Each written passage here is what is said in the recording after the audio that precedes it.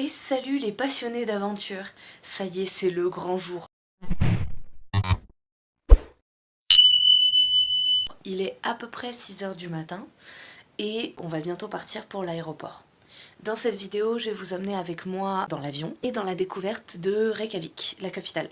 Avant de commencer cette vidéo, je souhaiterais faire un disclaimer. Parce que, comme vous le savez, les trajets aériens représentent une part non négligeable de pollution.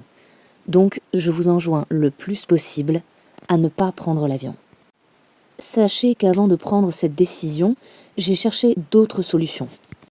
Je pense qu'il est important d'envisager l'option du train, de la voiture et même peut-être du bateau avant de penser à l'avion. Certains diront que ça rallonge le temps du trajet et raccourcit le temps des vacances, mais je ne suis pas d'accord. Il suffit de considérer le trajet comme une aventure en lui-même, et pas seulement le chemin qui mène à votre destination de vacances. Dites-vous que c'est quand vous découvrez les magnifiques paysages à travers les fenêtres de votre train, ou que vous observez des baleines pendant votre trajet en ferry, que le mot « voyage » prend vraiment tout son sens. Alors, j'ai passé plusieurs mois à étudier la possibilité de partir en Islande en ferry. Malheureusement, il y a très peu de ferries qui y vont, et presque uniquement en partance du Danemark. Alors, je me suis dit que j'allais profiter de mon trajet pour découvrir aussi ce pays. Malheureusement, il y a aussi très peu de jours de départ des ferries pour l'Islande. Et cela ne correspondait pas du tout avec nos jours de réservation. Donc, je prends l'avion. Ce sera seulement la 2e fois de ma vie, et si ce n'est pas la dernière, je le ferai le plus rarement possible. Et je vous enjoins à faire de même. Bref, parenthèse refermée, bienvenue dans mon voyage en Islande.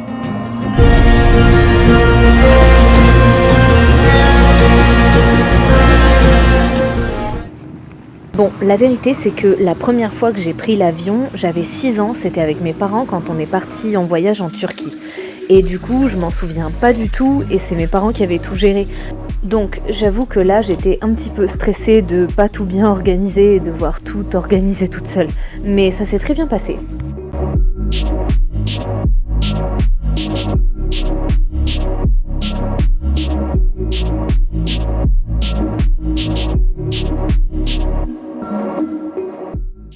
Mais le trajet a été super long et on est arrivé très tard en Islande. Genre, il devait être minuit, voire 1h du matin, donc on est direct allé à l'hôtel.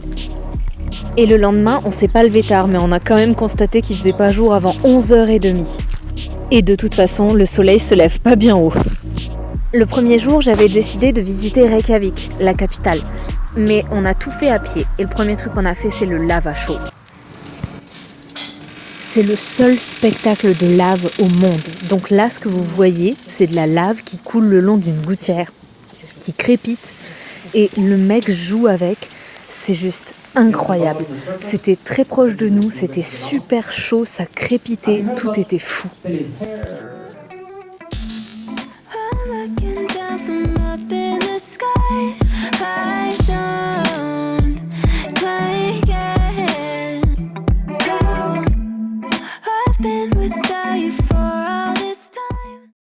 Il nous a aussi fait un exposé sur les volcans et surtout ceux d'Islande parce que c'est la plus grosse représentation de volcans au monde.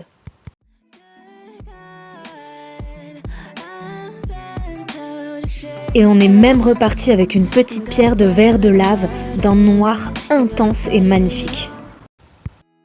On a continué notre balade dans les rues enneigées de Reykjavik et c'était juste super beau. On est tombé sur un resto qui était magnifique et où on a très bien mangé. Et je me suis extasiée de la quantité de neige que je pense je n'avais jamais vu autant de neige de ma vie.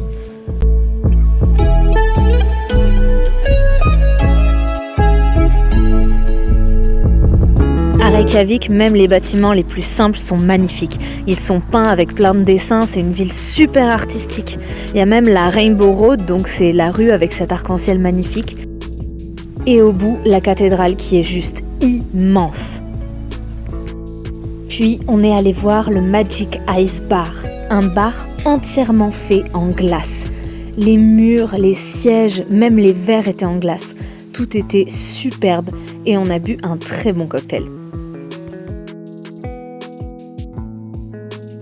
Enfin, le soir venu, on a été accompagnés jusqu'à l'extérieur de la ville plus vers la campagne, dans la ferme équestre, où on allait rencontrer les chevaux avec lesquels on allait se balader. Voilà, c'est tout pour cette vidéo et bientôt il y en aura une autre qui arrivera où je vous raconterai toutes les balades qu'on a fait à cheval et les autres choses exceptionnelles qu'on a vues pendant notre séjour. À bientôt!